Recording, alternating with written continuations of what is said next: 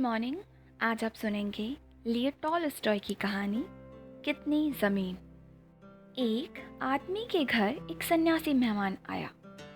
रात के समय बातों ही बातों में सन्यासी ने कहा, तुम यहाँ क्या छोटी मोटी खेती में लगे हो? जब मैं साइबेरिया की यात्रा पर था तो मैंने देखा कि वहाँ ज़मीन इतनी सस्ती है कि मुफ्त ही मिलती है। तुम यह ज़मीन वगैरह छोड़कर साइबेरिया चले जाओ, वहाँ हजारों एकड़ ज़मीन मिल जाएगी। बड़ी ज़मीन में मनचाही फसल उगाओ। और लोग वहाँ के इतने सीधे साधे हैं कि करीब करीब मुफ्त ही ज़मीन दे देते हैं। उस आदमी के मन में लालसा जागी।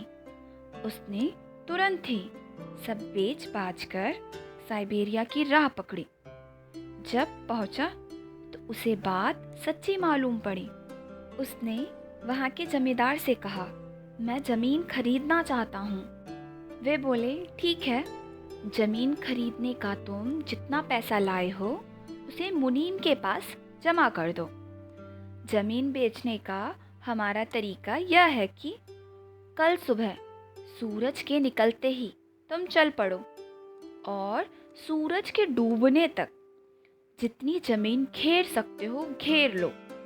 वह सारी ज़मीन तुम्हारी होगी। बस शर्त यह है कि सांझ सूरज के डूबते डूबते उसी जगह पर वापस लौट आना जहाँ से चले थे। जितनी ज़मीन तुम चल लोगे उतनी ज़मीन तुम्हारी हो जाएगी। वह आदमी रात भर सो ना सका। रात भर योजनाएं बनाता रहा कि किस प्रकार ज़्यादा से ज़्यादा ज़मीन घेर लूं। सुबह सुबह पूरा गांव इकट्ठा हो गया। जैसे ही सुबह का सूरज उगा वह आदमी भागा। उसने अपने साथ अपनी रोटी भी ले ली थी और पानी का भी इंतज़ाम कर लिया था। उसने सोचा था, जब रास्ते में भूख लगेगी या प्यास लगेगी तो चलते चलते ही खाना भी खा लूँगा और पानी भी पी लूँगा। बस रुकूंगा नहीं, चलता रहूँगा। नहीं, चलना क्या, दौड़ना है, क्योंकि चलने से तो आधी ही ज़मीन घेर पाऊँगा, दौड़ने से 2 गुनी ज़मीन घेर सकूँगा। उसने दौड़ना शुरू किया। वह दौड़ता रहा। उसने सोचा था ठीक 12 बजे लौट पड़ूँगा ताकि सूरज डूबते डूबते वापस पहुँच जाऊँ। 12 बज गए। वह मीलों चल चुका था, मगर उसके लालच का कोई अंत नहीं था।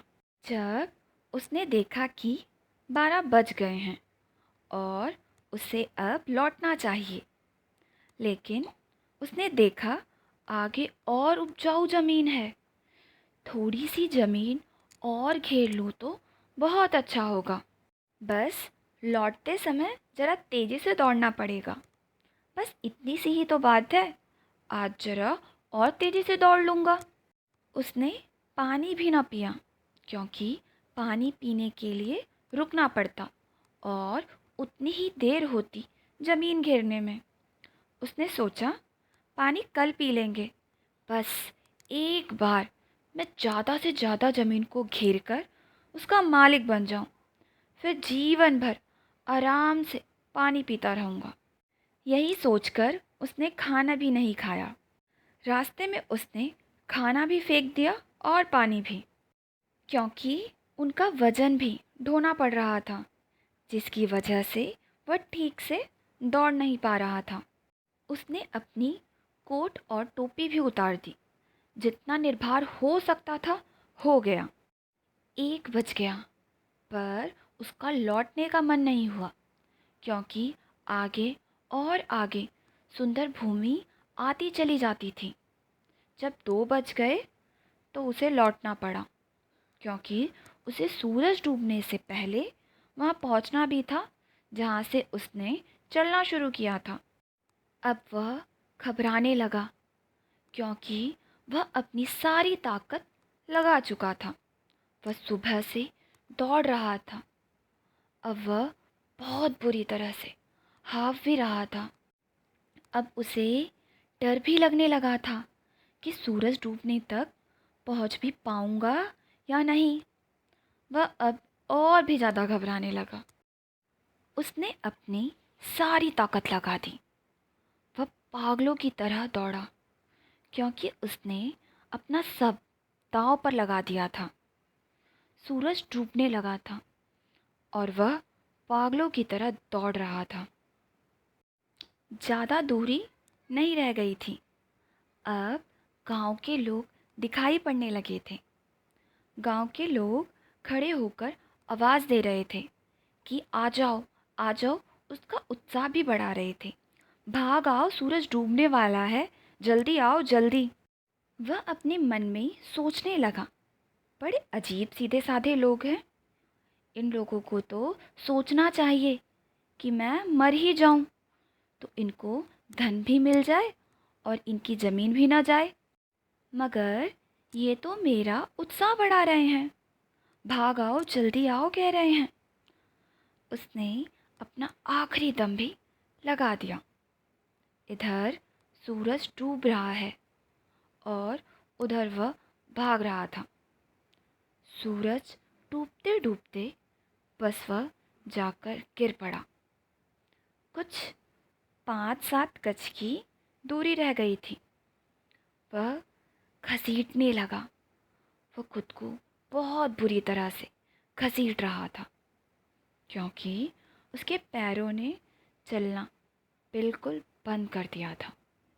अभी सूरज की आखिरी कोर क्षितिज पर रह गई। वह और भी जोर लगाकर खुद को घसीटने लगा, और जब उसका हाथ उस जमीन के टुकड़े पर पहुंचा जहां से भागा था, सूरज डूब गया। वहाँ वह सूरज डूबा, यहाँ यह आदमी भी मर गया। उसने इतनी मेहनत कर ली थी कि शायद उसे दिल का दौरा पड़ गया और उसने अपना दम वहीं तोड़ दिया। गांव वालों ने आदमी के लिए कब्र खोदी और उसे उसमें लिटा दिया।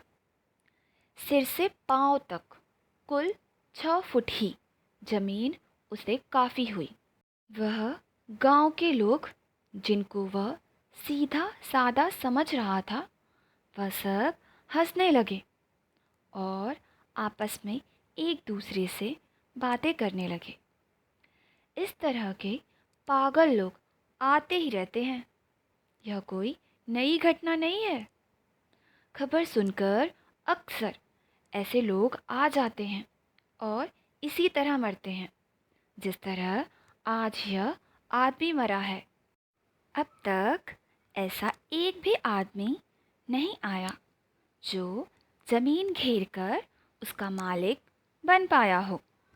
यह कहानी सिर्फ उस लालची आदमी की कहानी नहीं है, यह सबकी ज़िंदगी की कहानी है। यह हमारी और तुम्हारी कहानी है। यही तो हम कर रहे हैं, सिर्फ दौड़ रहे हैं कि कैसे ज़्यादा से ज़्यादा ज़मीन घेर ले। 12 भी बज जाते हैं, दोपहर भी आ जाती है, लौटने का समय भी होने लगता है, मगर थोड़ा और की भूख कभी ख़त्म नहीं होती है। किसी के पास भी जीने का समय नहीं है। सभी यही सोचते हैं, पहले ज़मीन घेर लेते हैं, बाद में जी लेंगे। फिर कहते हैं बैंक में रुपया इकट्ठा हो जाए फिर जी लेंगे, और कभी कोई जी नहीं पाता। जीने के लिए थोड़ी विश्रांति चाहिए, थोड़ी समझ चाहिए। जीवन मुफ्त नहीं मिलता, बोध चाहिए।